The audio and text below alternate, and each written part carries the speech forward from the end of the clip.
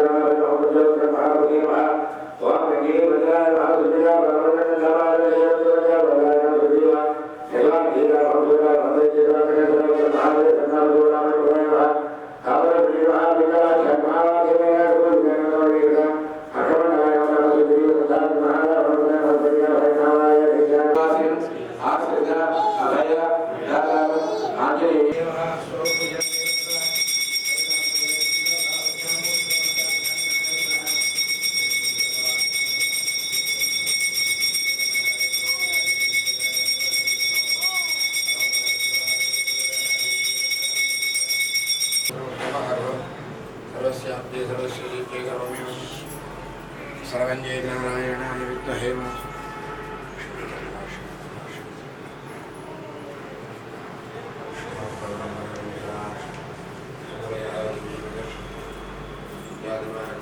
श्रीराम श्रीमते रामानुजाय नमः श्रीरामाय नमः श्री हनुमत् परब्रह्मणे नमः श्रीमद्भद्राचल क्षेत्र गौतमी तीरवासमासिता भैरातरमांजनेయం नमाम्यहं प्रिय भगवद्बंधुవులారా ఈరోజు వృషమాసం బహుళ పక్షమి తదియా తిథి అనంతరం చతుర్థి మంగళవారం విశేషంగా భక్తులంతా కూడా పొద్దున్నుంచి స్వామివారిని దర్శనం చేసుకుంటున్నారు, అర్చనాపూర్వకంగా ఉపాసిస్తున్నారు.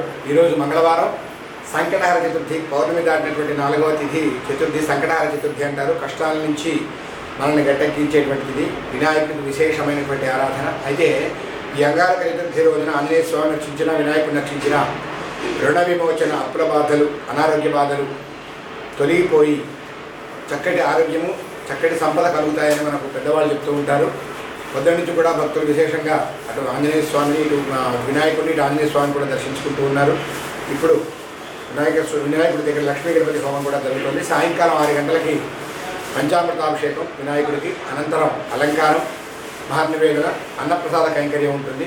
ఈ విధంగా ఈరోజు అంగారక చతుర్థి విశేషంగా మన అభయాంజనేయ స్వామి వారి ఆలయంలో చేసుకుంటున్నాం. కనుక భక్తులంతా కూడాను సాయంకాలానికి విచ్చేసి శ్రీ విజయగంట స్వామివారిని అర్చించి మరియు ఆంజనేయ స్వామిని దర్శించి అర్చించి ధరించవలసిందిగా కోరుతున్నాం. అంతేకాకుండా ఈ రాపత్తు ఉత్సవాల్లో భాగంగా మన అభయాంజనేయ స్వామివారి దేవాలయమునకు అనగా రామదూత మంటపమునకు 11వ తారీఖు జనవరి 2026 ఆదివారం రోజు ఆంజనేయ స్వామి రామచంద్రమూర్తి సీతా లక్ష్మణ సమేతులై, రామచంద్రమూర్తి హనుమతి వాహనంపై, సీతా అమ్మవారు గజవాహనంపై, లక్ష్మణస్వామి వీళ్ళంతా కూడాను వస్తూ ఉంటారు. 3 వాహనాలు వస్తూ ఉన్నాయి వైభవంగా మేళతాళాలతో ఊరేగింపుగా. సాయంత్రం 4 గంటల నుంచి 11వ తారీఖు ఆదివారం జనవరి 2026 సాయంత్రం 4 గంటల నుంచి స్వామిని వైభవంగా ఊరేగింపుగా తీసుకొద్దాం.